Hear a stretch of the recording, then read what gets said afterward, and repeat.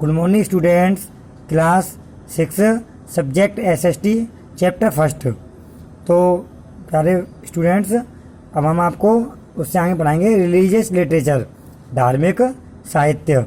Writings on religious themes are called religious literature. Writings on religious, धार्मिक विषयों पर लिखा हुआ लेख, धार्मिक विषयों पर लिखा हुआ लेख is called or called religious literature, धार्मिक साहित्य कहलाता है।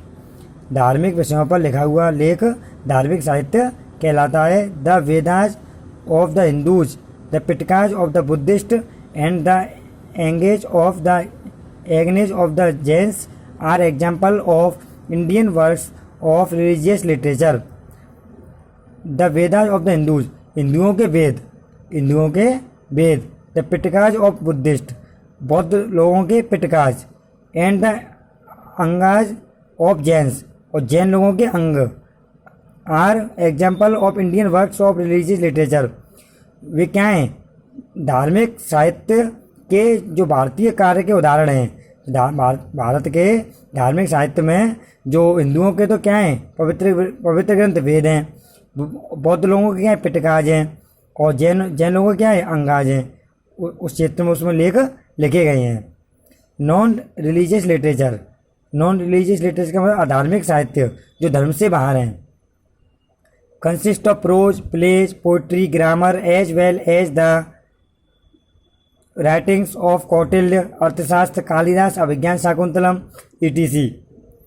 तो जो धर्म से जो अलग साहित्य उसके अंतर्गत क्या आता है? इसके अंतर्गत प्रोज आती है, प्ले नाटक आते हैं, पोइट्री कविता आती हैं, ग्रामर व्याकरण आती है, as well as the writing of Kautilya, और जो कौटिल्य के जो लिखा हुआ है अर्थशास्त्र, कौटिल्य ने किसकी रचना की थी? अर्थशास्त्र की। और कालिदास अभिज्ञान शाकुंतलम, और कालिदास ने किसकी की थी? अभिज्ञान शाकुंतलम की। वो लेख उसमें लिखे हुए हैं जो धर्म से अलग हैं। The secular literature throw light on the life of the people of that period. The secular literature, धर्मनिरपेक्ष साहित्य, धर्मनिरपेक्ष साहित्य throw light of the life of the people of the period, उस समय के लोगों के जीवन पर प्रकाश डालता है। जो धर्मनिरपेक्ष साहित्य है उस समय के लोगों के जीवन पर प्रकाश डालता है। The account of events by foreign pilgrims and travellers like Fahien, Chinese and ambassadors like Megasthenes, Greek who visited India in earlier times are important sources of information about ancient Indian history and culture. The account of events, विभिन्न प्रकार की जो घटनाएं हैं by foreign pilgrims, विदेशी यात्री, जो तीर्थ यात्री आए थे विदेशी, एंड ट्रेवलर्स, और यात्री जैसे कि फाहियान जो चाइनीज चीन का था फाहियान, एंड एम्बेसडर्स, और राजदूत लाइक मेगास्थनीज जो ग्रीक का था मेगास्थनीज।